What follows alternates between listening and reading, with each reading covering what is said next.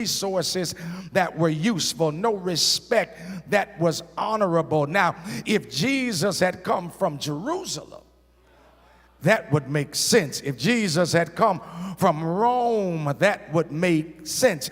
But his background being from ghetto Nazareth suggested that there was no way someone of the dignity of the Messiah could come from somewhere so deprived and depraved.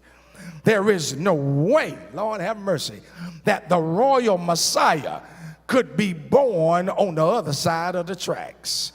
All of the Jews were looking for this coming Messiah. The problem was when it came to this Jesus, a Palestinian Jew raised in a ghetto town by a poor stepdaddy, they never thought that Jesus could be the Messiah.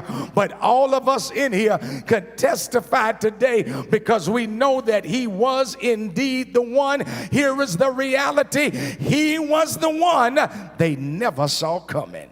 Yeah. And if there's any group of people who knows, as we end Black History Month, what it means to be written off, it's black folk in America. They told us nothing good could come from Africa. Nothing good could come from the hood. They told us HBCU education was second class. But how many of y'all know we were the ones they didn't see coming? Can I talk to you in here today? They never saw Harriet Tubman coming. They never saw Frederick Douglass coming. They never saw Madam C.J. Walker coming. They never saw Denmark Vesey coming. They never saw Booker T. Washington coming. They never saw Malcolm X coming. They never saw Martin Luther King Jr. coming. They never saw Rosa Parks coming. They never saw Barbara Jordan coming. They never saw John Lewis coming. They never saw Corrine Brown coming. They never saw Barack Obama coming. They never saw Kamala Harris coming. They never saw us coming. And that's why they're trying to abolish DEI. That's why they're trying to sanitize textbooks and redact history, because we showed up like they never saw us coming. When they put us on those ships in the Middle Passage, they never saw us coming. When they put our ancestors in slave balconies at churches and the preacher wrongly interpreted scripture about slavery to validate their bigotry, they never thought they would see us coming. When they let us go but kept us down, not letting us vote, separate bathroom, sitting on the back of the bus, they never saw us coming. And the reason we can celebrate Black history is because in spite of it all, God raised us up to make significant impact, and they never saw us coming. Do I have a witness in here? But let me come to your pew. Let me sit down next to you. Some of y'all can testify they never saw me coming. Some of y'all ought to be able to wave your hand because they never saw you coming. You were the first in your family to go to college. You were the one to break the curse in your family. You were the first in your circle to own a home. You are the first in your circle to own a business. You are the one in your circle to change the narrative. Is there anybody in here who can say they swore I'd never make it? They swore I'd never get it together. They swore I'd never get back on my feet. But I can stand and give God praise because they never saw me coming. I wish you would high five somebody, sanitize your hand later, and tell them they never saw me coming.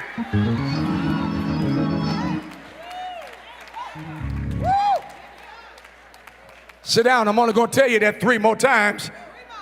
Some people don't like you and don't even know you.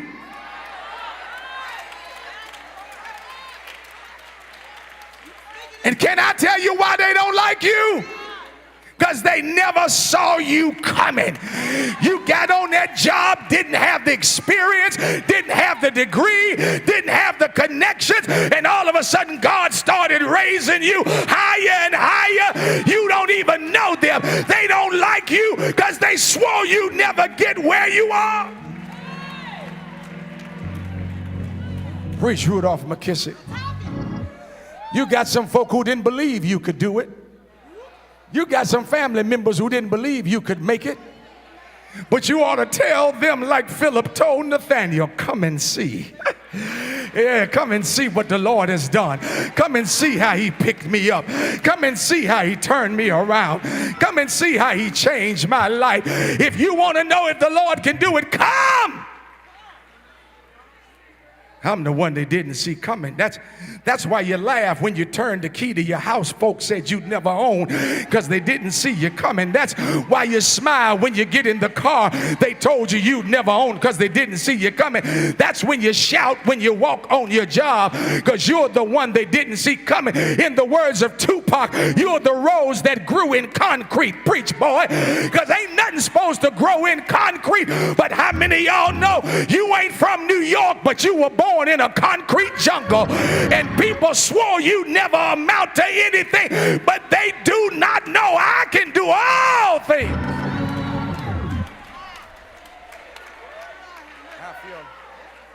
I feel like preaching. I'm a living witness, and what this text teaches us is that God specializes in starting from the bottom. Now we're here. But how many of y'all know, isn't that how God works? I'm going to say it again. Y'all didn't shout. I said, isn't that how God works? I'm going to say it one more time. Isn't that how God works? God seems to always use the people other people least expect. They never saw Abram coming. They never saw Moses coming. They never saw Gideon coming. They never saw Deborah coming. They never saw David coming, because God specializes. What does this text teach us about dealing with bigotry? I'm not just talking about color bigotry. No, there's more bigotry than that. Because Nathaniel and Jesus were both Jews. No, all bigotry ain't color. Some bigotry is complexion.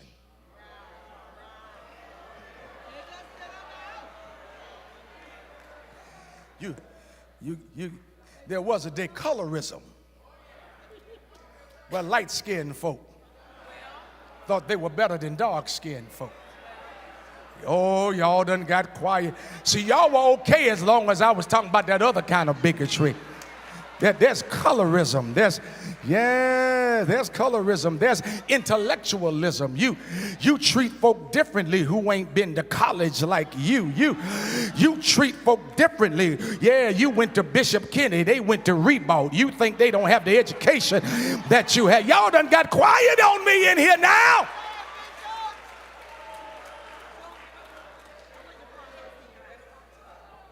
There's spiritual bigotry. Apostolics think they better than Kojics. Kojics think they better than Baptists. Baptists think they better than everybody. It's everywhere.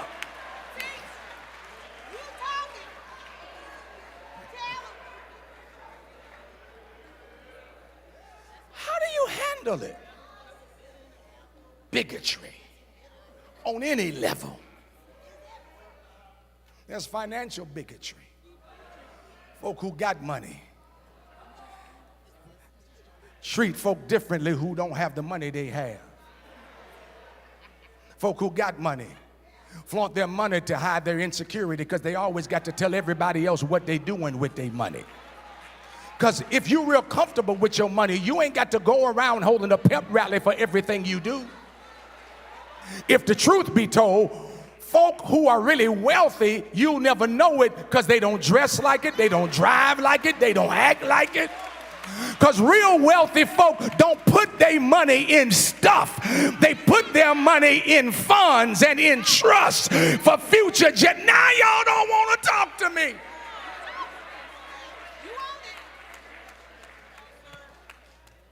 What do you do with bigotry? I ain't gonna be long. I got about 20 minutes. First of all, you got to understand the power of prejudice. We see in this text bigotry at work. I already told you. Here's what's deep about this one. Y'all not gonna like this. When you read the text, you'll discover, read the other verses. Nathanael was a man of prayer. Dalitha, he was spiritual. He was devout. When Philip found him, he was under the tree praying. Y'all don't get it. A praying bigot. Testing, 1, 2, 1, 2. A holy bigot. Woo! A Jesus.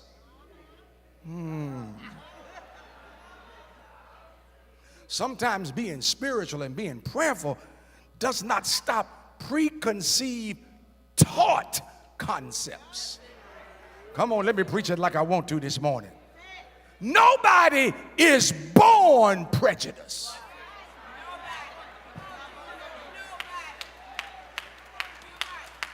On whatever level your prejudice might be, color, colorism, spiritual, finance. Y'all done got quiet now.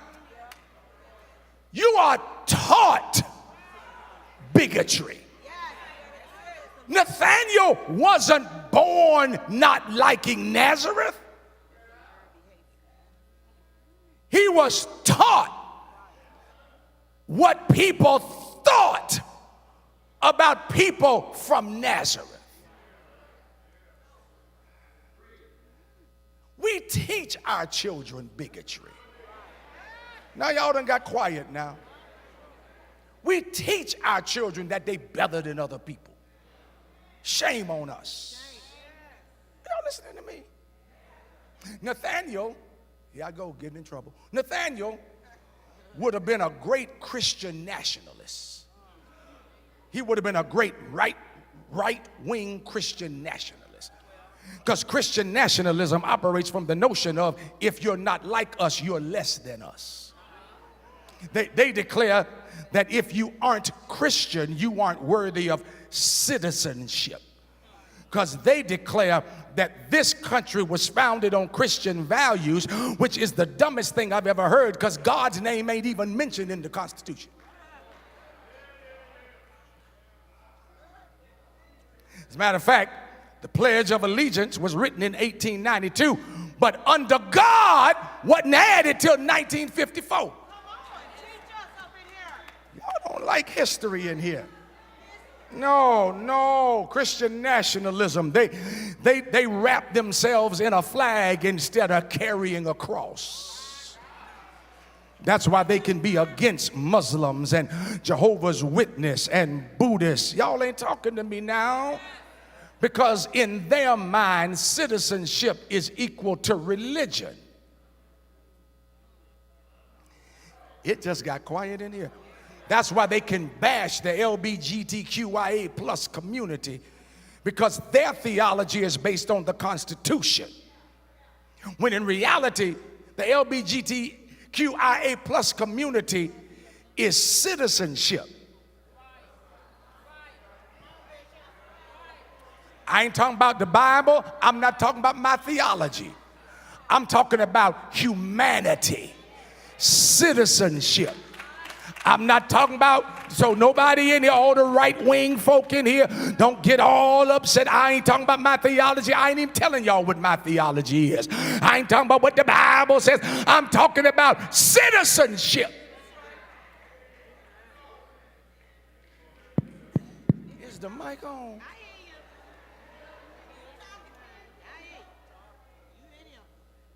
Prejudice is taught. Prejudice is taught. Nathanael didn't know Nazareth was a bad place. He was taught that. Are y'all listening to me? But here's the good news. Prejudice only has the power you give it. Preach Rudolph McKissick. It don't matter how prejudiced you are. It don't have power to make me react to you unless I give it. I can prove it from the text. When Jesus walks up on Nathaniel. He does not go low with Nathaniel. He doesn't get in the mud with Nathaniel. He looks at Nathaniel and says, you are a man of honor. Y'all ain't talking to me in here. Thank you for all the claps in the balcony. We'll shout before it's over. When you know you hold the power, and when you know who you are, I will not let you change me because you don't like my color, my gender, my nationality, where I was born, how I was born. You only get power if I give it to you.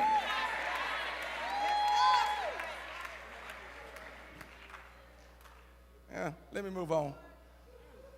Let me move on. The power of prejudice is that it has no power if I don't